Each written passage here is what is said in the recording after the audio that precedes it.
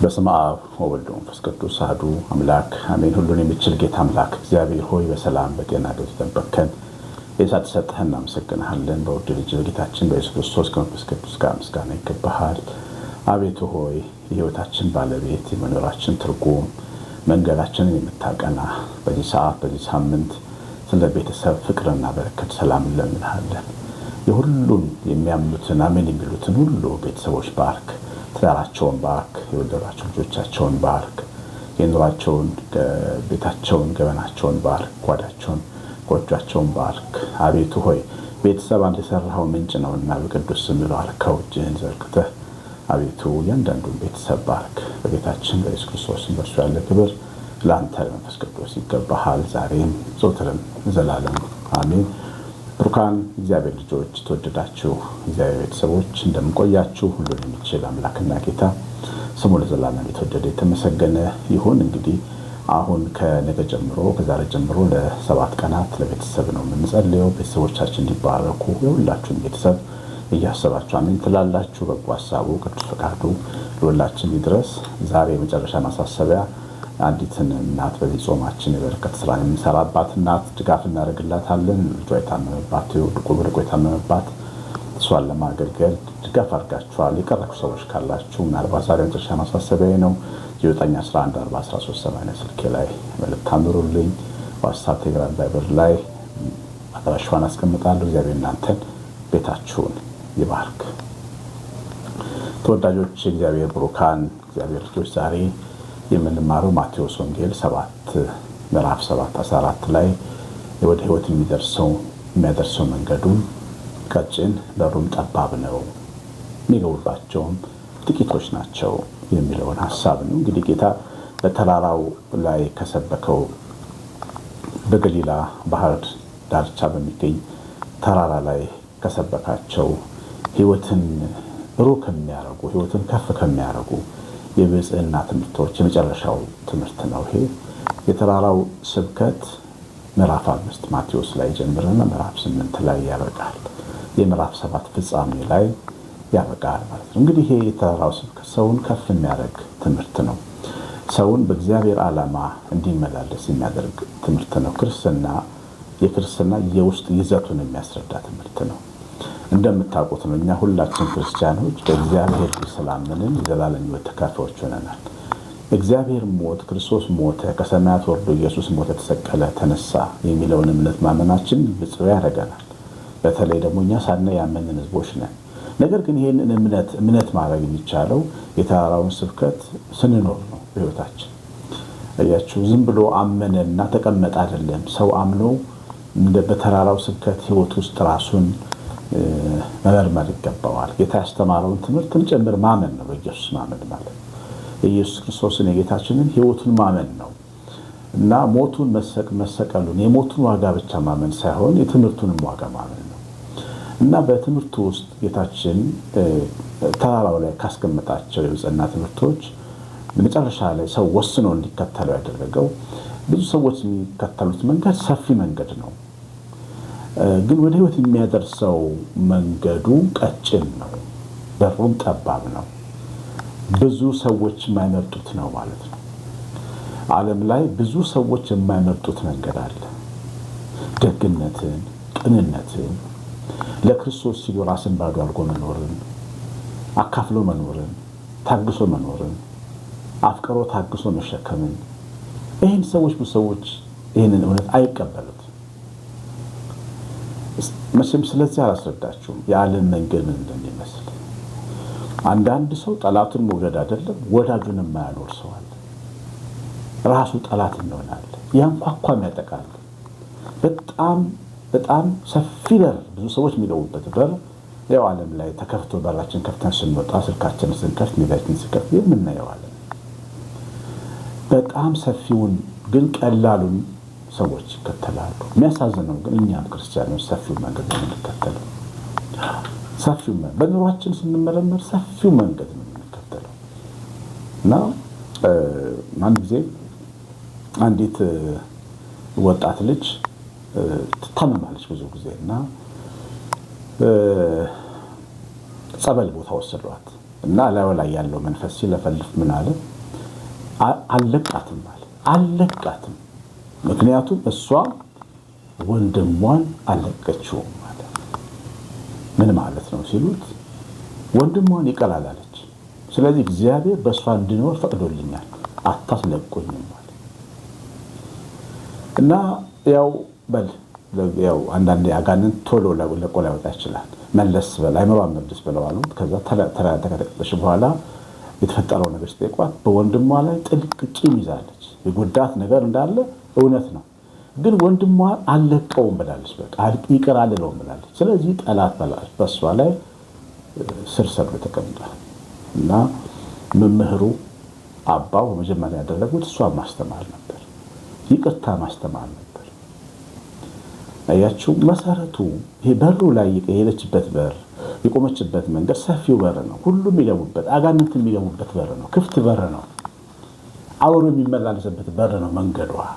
ጠባቡ ቀጭኑን ደጅ ግን ይዛ መሄድ እንደሚገባት አስተማሯት። ቀላል አልነበረም። ወንድሟን ይቅር ለማለት በጣም ጎርቷት ነበር፣ ግን ይቅር አለች። ወንድሟን ይቅር ካለች በኋላ ስትጠመቅ በአንድ ጊዜ ላይ ያሉ መናፍስት ጥለዋት ነው የሄዱት። ስለዚህ ይኸውላችሁ ህይወታችን፣ ገበናችን፣ ኑሯችን፣ ውስጣችን ያለው ዓለም በጌታችን ትምህርት ሲመዘን ምን እንደሚመስል እናንተ ሰሚዎች ታውቃላችሁ። እናንተ የተወዳችሁ እግዚአብሔሮች ታውቃላችሁ።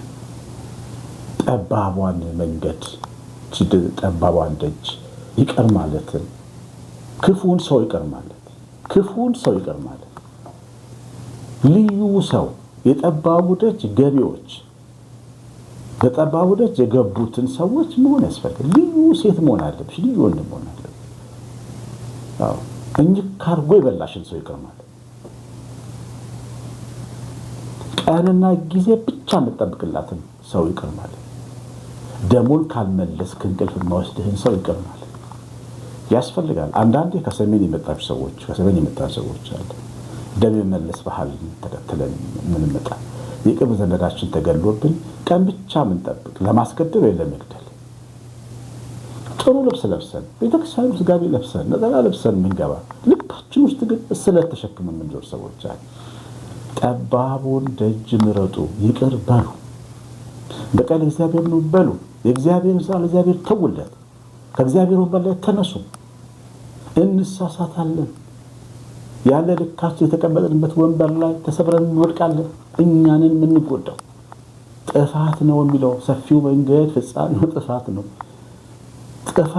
ደም ዘርቶ ደም ለሚወልደው ሰው ሰይፍ የሚያነሳ ጌታ እንዳስተማረው በሰይፍ ነው የሚጠፋው። በሰይፍ መፍትሄ መጥቶ አያውቅም። ሞኞቹ የሰዎቻችን ያስማሩን ትምህርት አቁሙና ብልሁን፣ ጻድቁን፣ ጠቢቡን፣ እውነተኛውን ጽድቅ የሆነውን ክርስቶስ ያስተማሩ ነው ጌታ ተከተሉ። እግዚአብሔር ልጆች እናንተ እግዚአብሔር ልጆች ናችሁ። ተራ ሰዎች አይደላችሁ። የእግዚአብሔር ይሃው እግዚአብሔር ልጆች ክርስቶስ በንጹህ ደሙ የገዛችሁ ናችሁ። በክርስቶስ ትምህርት ለመኖር መወሰን ያስፈልጋል። ሰፊ መንገድ ብዙ ሰዎች የሚገቡበት ነው። ጠባቡ መንገድ ግን ጥቂት ሰዎች የሚገቡበት። አንዳንዴ ትዳራችን መሸከም ከብዶን የምንኖር ሰዎች አለ።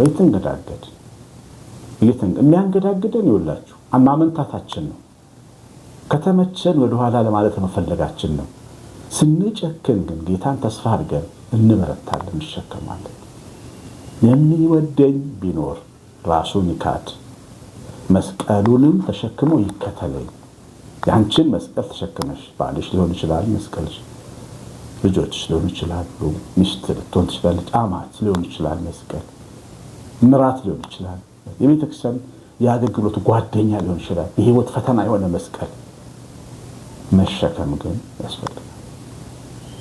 ጎንበስ ብለው የተሸከሙት መስቀል ወደ ክብር ነው የሚያደርስ። መስቀል ተሸክሞ ይከተለኝ ነው ጌታ እየመራው። ማንም ሰው ገደል አይገባም፣ ክብር ነው የሚደርሰው፣ ተራራ ላይ ነው የሚወጣው። እና ቤታችን ውስጥ መሸከም የሚገባን ነገር መቼ ላራክፈው ብላችሁ ቀን የምትጠብቁ ሰዎች ተው። በጠባቡ በር በኢየሱስ ክርስቶስ እምነትና ህይወት ውስጥ ህይወታችሁን ምሩ። በቀጭኑ መንገድ ትዕግስት በሚፈልገው ጎንበስ ማለት በሚፈልገው መቻል በሚፈልገው መንገድ ላይ መሄድ ይገባናል። እግዚአብሔር ልጅ መሄድ ይገባናል። ጠባቡ ደጅ ቀላል አይደለም። ቀላል አይደለም።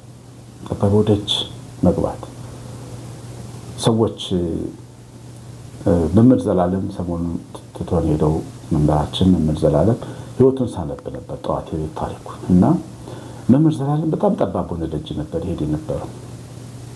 በጣም ታዋቂ ሰው ነው። ግራና ራሱን ደብቆ ነገር ግን ዋጋ የሚያስከፍሉ ስራዎችን ይሰራል። ጤናውን መጠበቅ ትቶ ሰው ይጠብቃል። የሰው ጤና ይጠብቃል። የዓይነ ስውራንን እንጀራ የታመሙ የነዳያንን ሆድ ይሞላል። የታሰሩ ሰዎች መንፈስ ያጽናናል። እሱ ጠባብ ደጅ ላይ ነበር የሚሄደው። ቀጭኗ መንገድ ላይ ነበር የሚሄደው። በጣም ቀጭኗ ውልፍት ብትሉበት ገደል መግባት የሚመስል ሰው ገደል ገባችሁ እያለ የሚስቅብን መንገድ ማለት ገደል ገባችሁ እግዚአብሔርን ማወቅ ገደል እንደመግባት ሞኝን ለመሆን እንደመጃጃ የሚታሰበው መንገዱስ መግባት ነው። በሱ መንገድ ግን በክርስቶስ ትምህርት ግን መሄድ ነው። ያው ይህንን መንገድ ቀጭን ያደረገው ውሳኔና ዋጋ መክፈል የሚጠይቅ ስለሆነ ነው። ጌታችንን መከተል በእምነት ጌታ ኢየሱስን ማመን ቀጭን መንገድ ነው። ጌታ ኢየሱስን ማመን ማለት ቅድም ብያለሁ ሞቱ የሰጠንን ዋጋ ማመን ብቻ ሳይሆን ሞቱና ኑሮ የሚሰጠንን ኃላፊነት ማመን ጭምር። ልንገራችሁ እኛ ጌታን እውነት አምነን ቢሆን ኖሮ ምድር ላይ አንድም ድሃ አይኖርም ነበር። እኛ በእውነትም ጌታን አምነን ቢሆን ኖሮ ሐኪሞች ህመምተኞቻቸውን በአንድ ልጅ ያከሙ ያሰናበቱ ነበር። የእውነት ወንጌል ገብቶን ቢሆን የእውነት ክርስቶስ ታይቶን ቢሆን ኖሮ ብዙ ችግሮች በአጭር ጊዜ ይፈቱ ነበር።